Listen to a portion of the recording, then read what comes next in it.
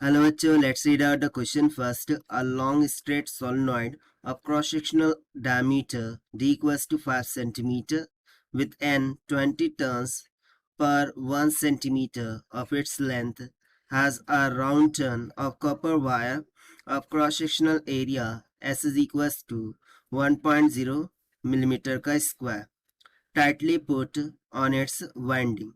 यानी कि सिंपली एक लॉन्ग स्ट्रेट सोलिनॉइड था, उसको क्रॉस सेक्शनल डायमीटर दे दिया है और कितने number of turns per unit length किया है वो भी हमें दे दिया है, क्या स्मॉल एन की वैल्यू।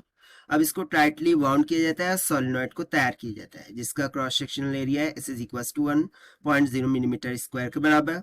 सो हमें बताना है find the current flowing in the turns if the current in solenoid winding is increasing with a constant velocity of I dot basically di by dt को रिप्रेजेंट कर रहा है जो कि हमें गिवन है 100 एम्पियर पर सेकंड के। The inductance of the turns is to be neglected. अब बोल रहा है कि इंडक्टेंस ऑफ द टर्न्स हमें निग्लेक्ट करना है, यानी कि जो म्यूचुअल इंडक्टेंस आती है वो।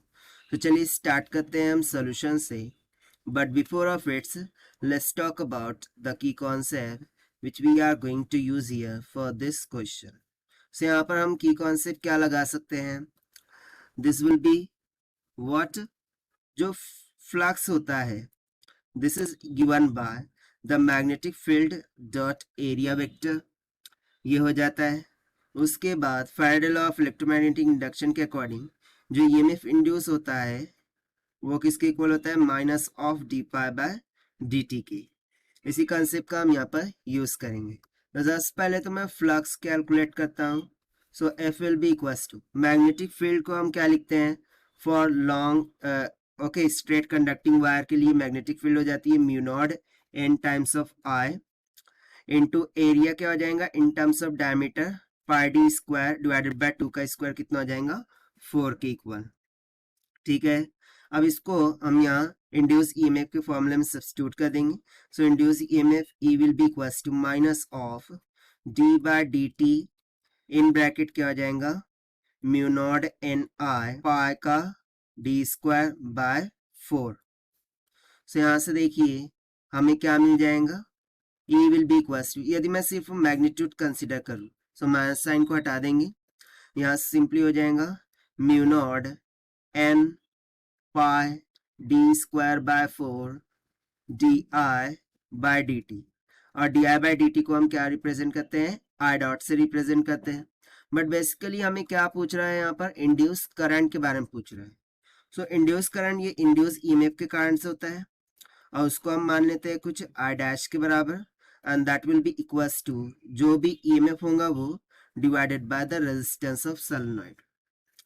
ठीक है, सो यहाँ पर देखिए अब रेजिस्टेंस का भी एक फॉर्मूला होता है rho L upon surface area.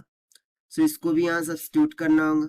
So this will be equals to EMF हो जाएगा mu naught N pi D square by 4 into D I by D T हो जाएगा I dot divided by resistance rho L by surface area, क्या हो जाएगा? Rho L by surface area.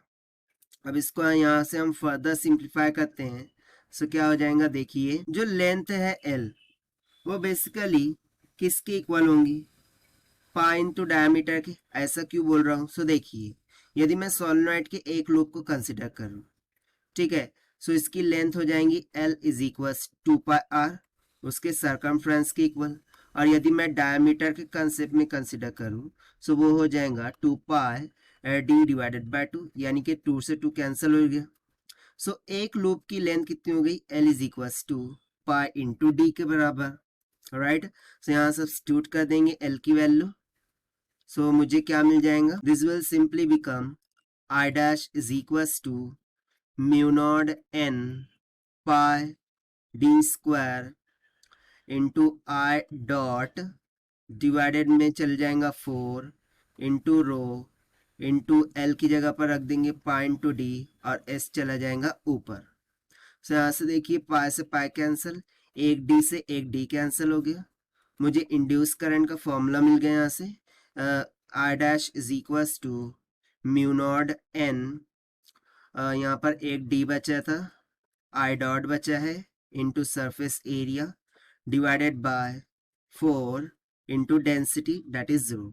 अब सभी की सभी वैल्यूज हमें गिवन है, तो यहाँ से देखिए I dash will be equals to mu naught की वैल्यू हो जाती है 4 pi into 10⁻⁻7 multiply by N की वैल्यू हो जाएंगी 20 इंटू 10⁻²। 10⁻² कहाँ से आ गया?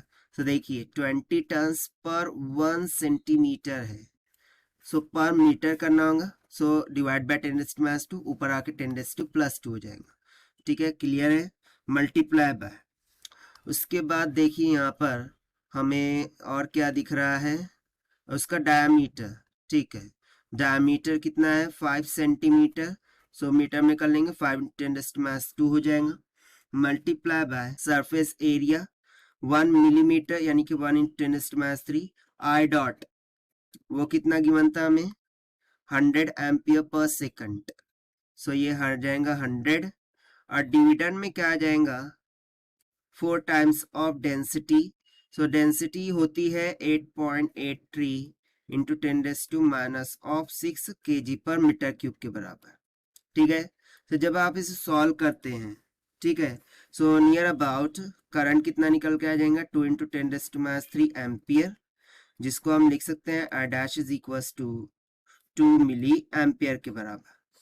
यही हो जाएगा हमारा आंसर, जो कि हमने सॉल्व किया है by using the conceptual formula of flux and Faraday law of electromagnetic induction से। So this is the required solution. I hope you understood well. Best of luck. Thank you.